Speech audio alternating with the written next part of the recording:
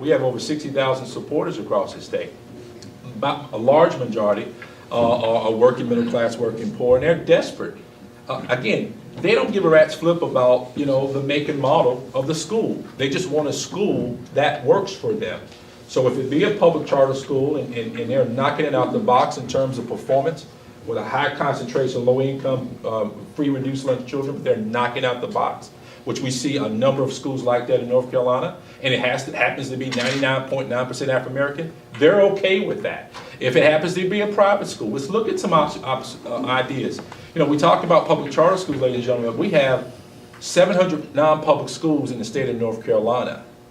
And the average tuition, I mean, the idea would be, oh, that's $15,000 to $12,000, but it's right around $5,000 or so. Who are the families that are accessing the 700 private schools? Think about that.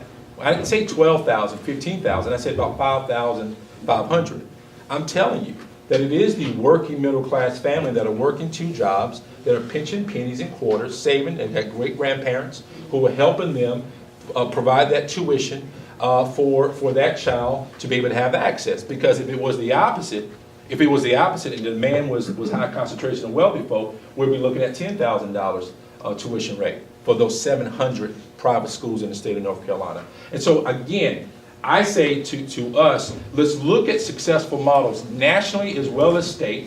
Let's replicate and duplicate those models. And again, let's target those models of schools to these high concentration of low-income communities, these middle-class communities, and these wealthy communities. Again, I say to you, as we fight poverty on the mass level, let's be strategic in our approach. Let's provide these families not just with options, but with quality options. So again, for those public charter schools that are sorry and poor, shut them down. For those non-public schools that aren't doing well, shut them down. We want quality options. And again, we should not be relegated in the state of North Carolina. It is a civil rights issue by your income and where you live. We've got to deal with that, and I think parental school choice helps us get there. There's a trend in this conversation, and we hear it all the time in these conversations about education and education reform, that the idea of creating high-quality schools and the idea of having diverse integrated schools are somehow mutually exclusive, and that's absolutely not the case. And I think it's wrong for us to be thinking about the idea that we can have diverse schools or we can have schools that work well, because we can have both. And in fact, the research shows that they go together, that if you have socioeconomically diverse schools, you don't necessarily need to put in the kind of extra resources that they've had to dump into schools in Charlotte,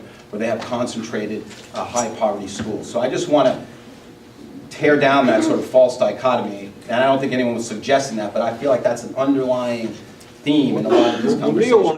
Our firm's represented the Board of Education for 30 years, right? The board, as you all know, is divided on this subject right now, has been divided in the past, and will probably continue to be divided. And I'm sure there are legitimate points to be made on both sides as to what's the best educational policy. What I can say that we, because we're representing the board, is, we strongly believe the board hasn't violated any laws in no longer considering socioeconomic diversity. And what the Center for Civil Rights has said in the NAACP is that it's a violation of Title VI of the Civil Rights Act, which can be established by proving an intentional desire to segregate on the basis of race, which I would submit, if you look at our position statement, you can find it on the NNO website. There's no evidence whatsoever of that. So what they were able to do was they were able to go back and look at the Charlotte-Mecklenburg students who were chosen for the choice program and the ones who were not. And it showed that the low-income students who were chosen for the choice program performed better than those who were not. Now this is very powerful information when we start talking about Wake County, because we talk about Wake County being a national model. And if we have 70 schools, which is an optimistic count, that's bused based on socioeconomic status, that represents 0.1% of the school systems in the entire nation. What is typical is that you have small school systems that have very straightforward assignment policies.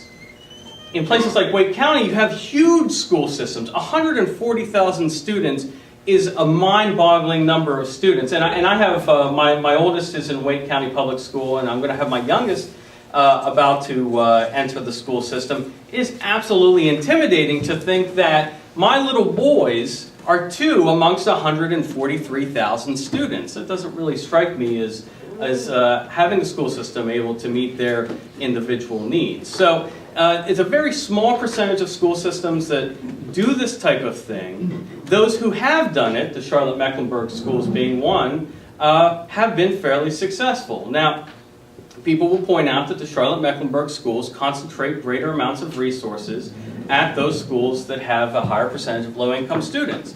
And that's right, and that's the way that it should be. Money following the student based on what their needs are.